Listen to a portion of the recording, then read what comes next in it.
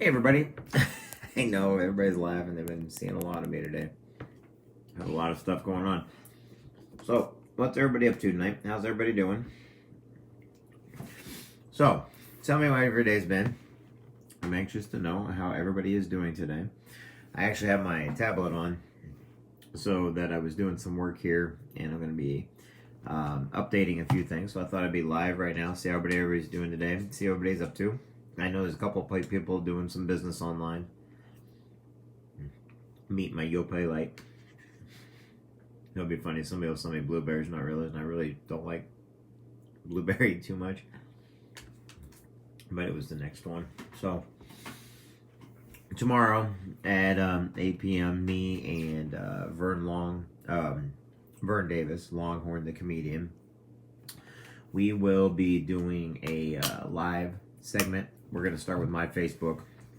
The stuff will be recorded and be put on YouTube. Probably next month, I will start some of the live YouTube stuff again. I usually keep that with traditional stuff. If you look at my YouTube, it's got like derby, horses. We do some meetings on there. I put videos when we do the motivational videos and stuff on there. We play video games and stuff like that. And so I keep it for certain reasons. I do live feeds on there. But because of the amount of people it touches, I hit about 272,000 people are subscribed to it. So the stuff I put on it, I like to go with stuff with Facebook first. So I use both my platforms just to see what I can do. So anyway, what would everybody like to talk to you about tonight? What would you guys like to talk about tonight? I tell people, like I said, I'm not afraid to let people know what's going on in my life and everything else, and different things. I know I've had a lot of success in life, and a lot of stuff I do is based on success, and it's based on what people can do to be successful, what they can do to be motivated, different business stuff they can use, not just my business stuff. I don't want to ever give anybody that impression. I believe in what I do, but it doesn't mean that's what I want everybody else to do. But what we can do is have different, like I said, I allow people to put their business stuff on my website. I don't mind. Everybody's got a business to run, and as long as it's a legit business, to me, it's just fine. Everybody's trying to make money. Everybody is trying to basically provide for their family and friends. So I have no problems with people putting business stuff. Now, if it's something that I don't agree with, I won't allow it on. But for the most part, no one's ever had to run into that before. So tonight is a night to make fun of some of my friends. I want to bring up the issue. I just saw what our governor put on there about religion and religious services. Everything we're doing right now, we're taking leaps of faith in a lot of different things that are going on. But we do need to get back to our churches, our synagogues, stuff like that. Because like I said, we have to have faith that, we are human beings. We can adapt and overcome. And like I said, a lot of this stuff is human made. So right now, I think spirituality is a very big deal for people. So telling people they're not allowed to go back to church for another month, it's unacceptable. Now you're fringing on freedom of speech and freedom of religion. And you don't want to do that because, like I said, there's not a disease in the world. And sometimes, like I said, people that have faith and stuff, and people, are you going to put your faith in government or faith in God? So, to me, I believe in faith. And so for them to try to tell us they're going to shut our churches down, it's just one more step that government takes. And I'm not one of these people that goes out there. I'm not a crazy person, I love everybody and I try to motivate everybody, but I'm also not one of these people. And I got really upset when they started doing protests with Confederate flags and acting like a bunch of hillbillies. And I didn't agree with that. Why? Because that does not get anybody's point across. That does not have mature standing behind it. I do a lot of immature stuff all the time. First one to admit it, first one to say it. But here's the thing with that. Okay, it's one thing to say and do stupid things, say something on Facebook or social media or something. It's another to go out there, and if you're trying to make sure that you always keep say your gun rights, okay, which I'm a big advocate for, but I don't carry around guns. And everybody's like, well, if you don't care, no, you can defend and protect people's rights, but you don't have to go out there being a fool carrying a big elephant gun that's not going to protect you nor anybody else. You know, the reason why we have a right to bear arms. And this is just an example, everybody. So do not get mad at me for this. And I believe in this, but do not get mad because I say this. The reason why we have a right to bear arms is to protect us from our own government. And when people think government, that you gotta understand, government starts at the local level, not just federal government. So you got your local government, you got your state government, then you got your federal government, okay? And that's what gun rights is about. And you're allowed to have equal to whatever the government has so that they can never impede on all of your other rights. I just keep it simple. Simple as that. Very simple. Do not let somebody take your other rights. Okay, freedom of speech, freedom of religion, you know, and this is what people forget. They may be complaining about maybe like the Muslim religion or Islam or Hindu or something like that because we're Christian. Well, you can't impede on their freedoms either. Freedom of religion is for all religions, okay? Why do you think there's a church of pasta, the Pastafarians? I'm not kidding. It's an actual church. They believe in the pasta, you know. They have a strainer they use for their headgear. I know it's preposterous, but it's true. But if you want to keep your rights, you can't think that yours is better than everybody else's because now all of a sudden you're infringing on somebody else's rights. So always remember that, okay?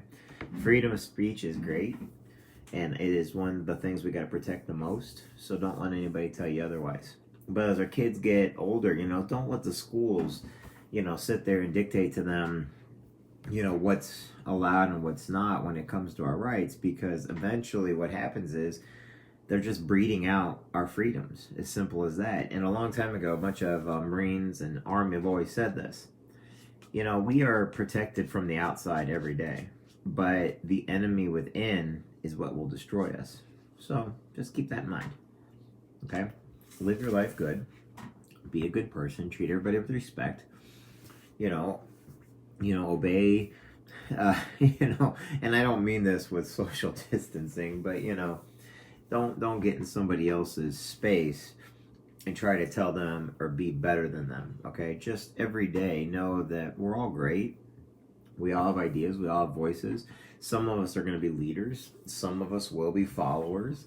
Some of the followers will pretend like they're leaders, and they're not.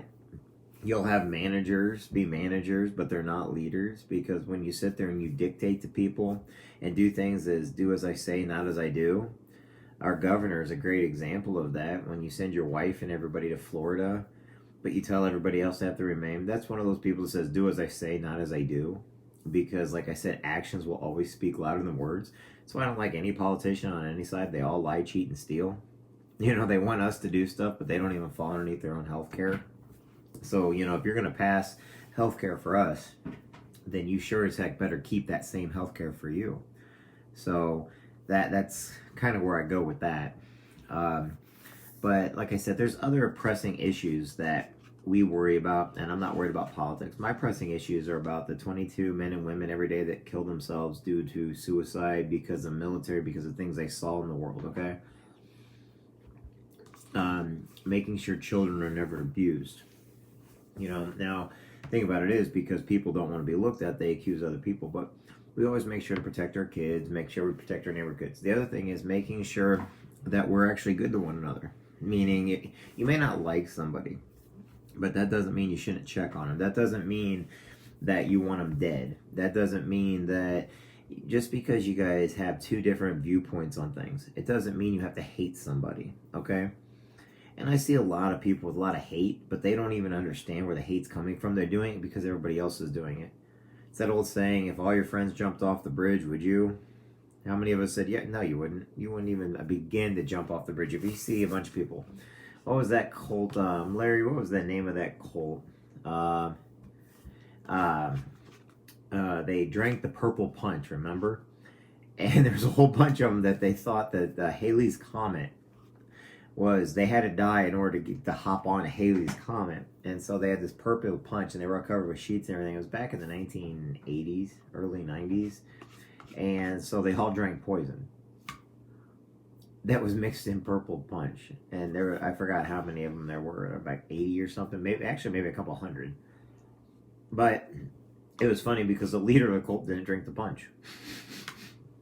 So he killed everybody.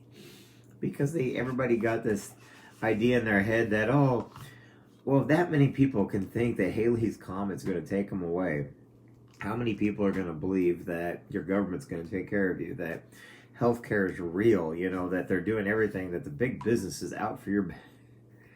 You know, I don't need to sit there and talk about aliens and all this other crap. You just have to have common sense, you know. Do what's right for your neighbors. Do what's right for your community. Do what's right for you. That's how we protect each other, you know. Go to the fairs. Go to the county fairs every once in a while and see how great people are, you know. Go to some of these small groups that meet up, like Mississippi Valley Hunters and Fishermen. Great group. You'll notice everybody's got different opinions and everything. Just because you belong to a group, when you go to church, not everybody's going to be if you go to church, no matter what kind it is, you know, not everybody's going to be Democrat or Republican or left or right. And you'll have some wackos in there. But the whole idea is everybody comes together to be better people. And when I was in the Marine Corps, you know, you get all these hard charges. These Marines, they're just nasty.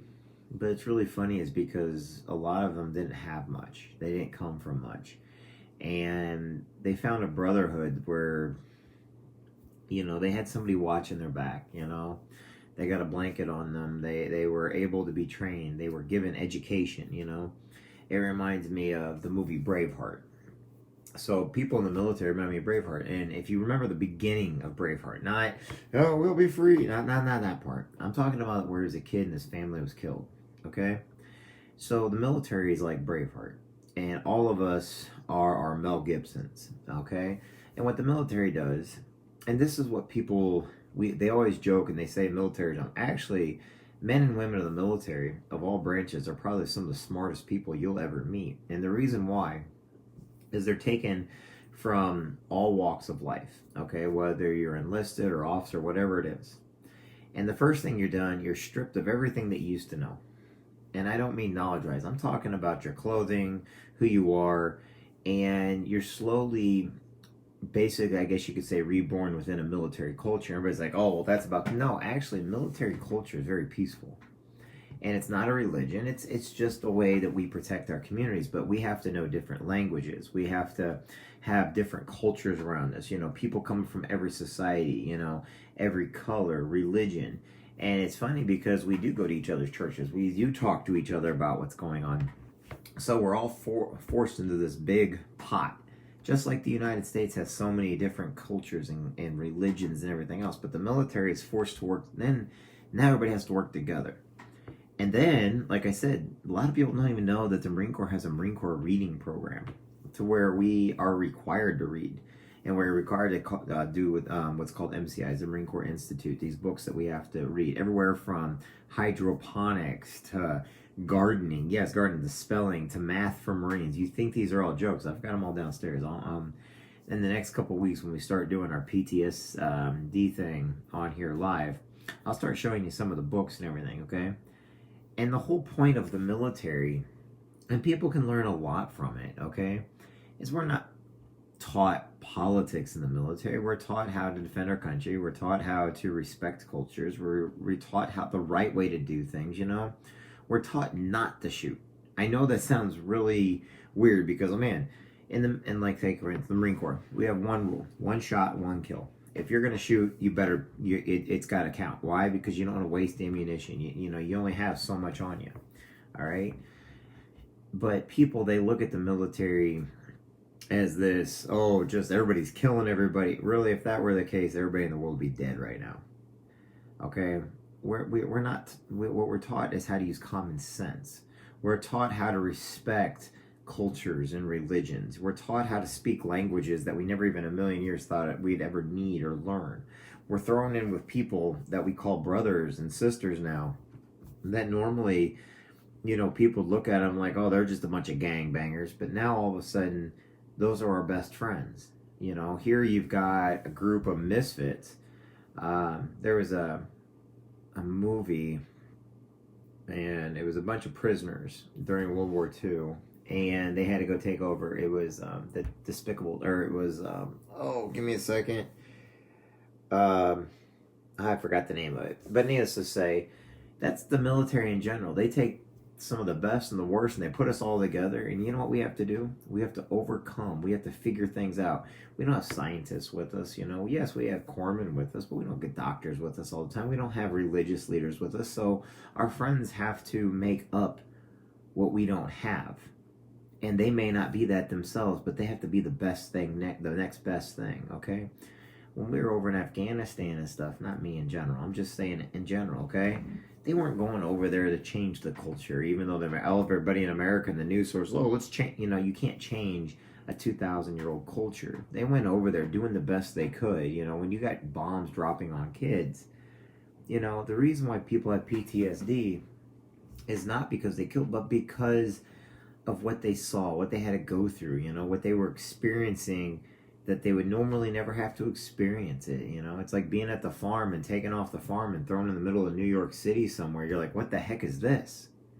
It's a very hard lifestyle when you go to places like New York. People are still great, but when you go from the farm to New York City, or then you take somebody from New York and you throw them in the middle of California where everything's laid back, and so in the military, we're all taken, we're thrown in together to overcome objectives. But here's what's nice is we all have different backgrounds. We all have different skill sets. It's not oh, you're from there, oh, you don't know that. We all have our strengths, we all have our weaknesses. Some of us have learned, leadership's abilities because we work better under pressure. When we learn that others take orders better under pressure. But then you come out in everyday society, and now all of a sudden it's like, well, you don't have a college degree. Really? Show me a college kid that can do what I can do. Show me a college kid that can speak the languages we had to speak, had to go and live amongst cultures by ourselves without getting killed, And that's what's going on every day in the military. You have these people, we have real world experiences. We already had the vocational schools down pat, okay? And then, when you take a college kid after 4 to 8 years of college and they're demanding a job because I'm such and such, because great, we laugh at you. Not because we don't love you, not because we disrespect you, but because you're looking like a fool right now. You went to college, you partied, you studied in class. Great, great, great. Good on you. Yay, yay, yay. How about these other guys out there that, had to help deliver babies? And I'm not talking about cops, I'm talking about overseas. Or had to go on humanitarian missions, or help people in Kosovo, or stopped log smugglers so people wouldn't die in the middle of winter. And then on top of that, you had to make sure to know who's who within the family, and you had to take on the adaptation of culture because you can't touch women, or you can't talk to certain people, or you can't put two of them together. You couldn't put an Albanian and a Serbian together no matter what you did. It's the Hatfields and the McCoys all over again if you did that. We can utilize and use references from things in the United States to show you how it is in the real world. But the real world has a lot of great people in it. And we're going to go over that when we start doing our segments over PTSD and military. And it's not going to be sad or anything. It's going to be great. But there's going to be men and women that have PTSD and how they did. Then all of a sudden they have to deal with it right now during the coronavirus and having to be stuck. Okay? Because remember, with PTSD, you're a prisoner in your head. Now, some people, it's depression. PTSD can be anger. PTSD can be addiction. PTSD can be lots of different things. And we just sum it up with saying it's PTSD, post-traumatic stress disorder. But it's not. It's lots of different things. And everybody has different types. So not everybody wants to say. Vietnam, we couldn't predict this stuff. We didn't know what it was. And like I said, we are so grateful for the Vietnam vets now. Not all of them were killers or baby killers or stuff like that, Once again, politicians and government turning against the very ones that they forced in what's called a draft to send overseas, And, you know, I'm sorry, but military will never forgive Jane Fonda because she got a lot of people killed because she turned in a lot of guys that tried to basically give her and say, hey, we're here. She turned it in to the Vietnamese and they went and killed all those guys and she had no remorse for it.